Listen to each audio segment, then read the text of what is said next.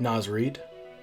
Wolves fans, you already know Naz Reid. He has been hooping for the Wolves for a couple years now, but until now, he has been Minnesota's secret weapon. Well, the secret is out. The Wolves have a third big, and he's putting up numbers, and he's impacting the game, and his name is Naz Reid. Now, let's imagine you're the coach of a team playing against the Wolves, and you're putting together your game plan. Okay, well, first off, you got to find a way to keep Ant from getting rolling. I mean, he's going to score no matter what you do, but if he gets hot, like hot, you are cooked.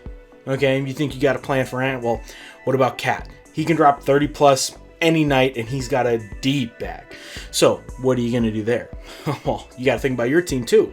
How are you going to score against a defense that's anchored by Rudy Gobert and Jaden McDaniels? It's the number one defense in the league. Well, and you can't forget about the steady veteran point guard Mike Conley that'll pick your defense apart if you get caught slipping. I mean, damn, coach, you got a lot to deal with. Oh, did I mention you also have to plan for a third big man who's shooting 50, 40, 90 this season? He hustles super hard and he's throwing down powerful slams. Yeah, Naz Reid is a nightmare for opposing coaches, and he's a dream for Wolves fans. And in this video, I'm going to break down why. So we'll start with the on-the-court skills. Naz Reid is a very versatile big. He has great shooting touch. Like I said before, he's shooting 50, 40, 90 this season. Now, historically, his three-point percentage has pretty consistently been just about 35%, and we've seen a significant uptick this season. Now, the historical Naz Reid average of 35% is solid for a big. And if you've watched in the past, you know that Naz shoots the three with confidence. So the fact that it's up to 40% is awesome this year, but even if that percentage comes down a little bit, other teams absolutely have to plan for Naz Reid's ability to shoot from deep, which opens up the floor a lot for other guys. And he's not just a shooter. He can score out of the post-up, especially if he gets a mismatch, and he's a solid slasher, does a great job as a roll man in the pick and roll. He elevates and plays above the rim, and he really punishes defenders on the drive. He's shooting 90% from the free throw line this year, which is well above his career average of 70%. But again, even if that number comes back to earth a little bit and it sinks down, he's still going to be able to deliver at the line, which gives him even more confidence to attack the rim. His offensive versatility is definitely what earns Naz his minutes, but he is not a slouch on defense. He's a great hustle guy, he chases loose balls, and he jumps into passing lanes. In 21 minutes a game, he's putting up a little over half a steal and half a block, which in per 36 stats translates to just above a block and a steal a game. His block numbers are down this year, but that is not due to a regression in defensive ability.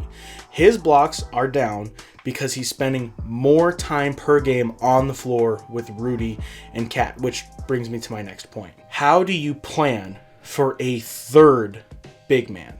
Opposing teams already have their hands full with the twin towers that are Karl Anthony Towns and Rudy Gobert. The combination of two elite bigs has been a lot of trouble for opposing teams.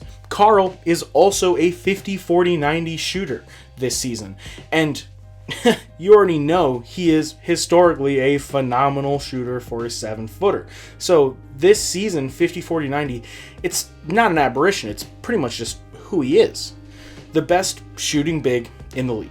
And he plays alongside Rudy Gobert, the best defender in the NBA. So the opposing team is going to have the defensive capability of guarding Karl while not leaving a mismatch on Rudy. Then offensively, it's practically impossible to get a clean look at the rim because you have two 7-footers who are going vertical in the paint. So that's tough enough on a starting lineup.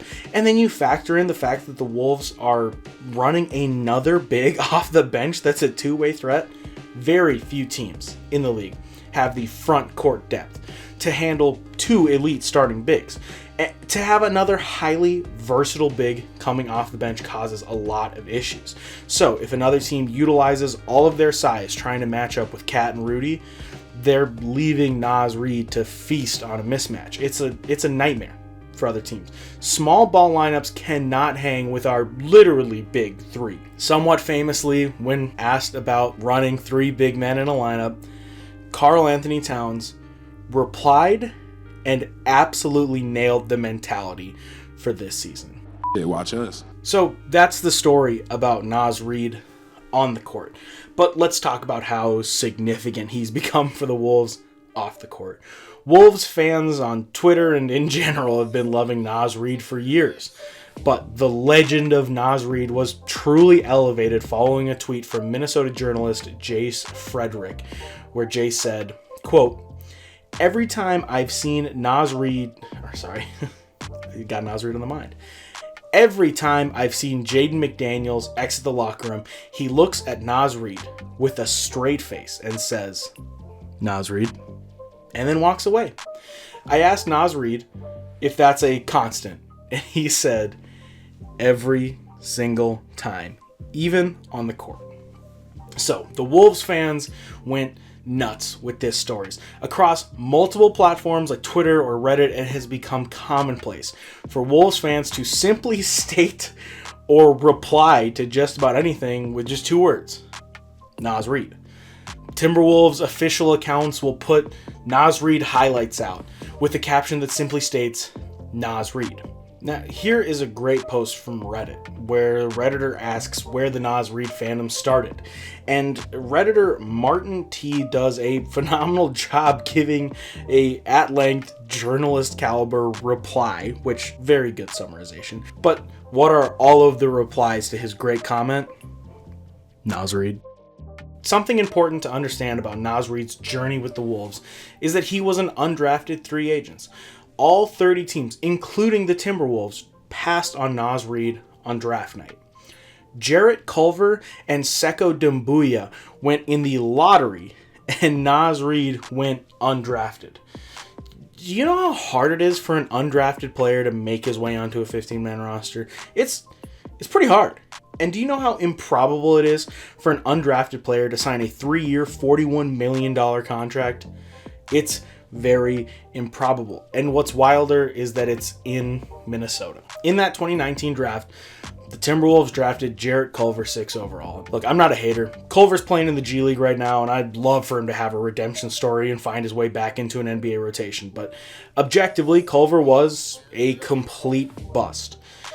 And Culver's not the only guy that the Wolves have missed on in draft history. Chris Dunn, Derek Williams, Johnny Flynn. Those are guys that we took in the top 6 draft picks. Those are all top 6 guys. Our history with scouting talent isn't incredible. But another glaring issue we've had over the last couple years is retaining talent. Tyus Jones and Josh Okogie are both examples of players that the Wolves have let walk away in free agency. And they've both gone on to be significant contributors elsewhere. So, when Naz Reid's contract came up this last season, many Wolves fans feared that Naz would end up elsewhere, that we'd seen the end of Naz Reid in Minnesota. We wondered, would the Wolves be willing to pay 3 bigs in a small ball league? Would the Wolves let Naz walk like they let Tyus walk, like they let Okogie walk? Well, luckily for us, it didn't come to that. They didn't let Naz walk, and Naz got paid. Getting paid an average of $14 million over the next 3 years, Naz is locked in with the Wolves for the long term. Naz Reid has succeeded and achieved in spite of what draft scouts missed. He has earned every dollar of that contract and every minute on the court. Naz Reid has never coasted in the NBA. He has hustled and achieved for all of his success. So as succinctly, clearly, and briefly as possible, I just say this. Naz Reid.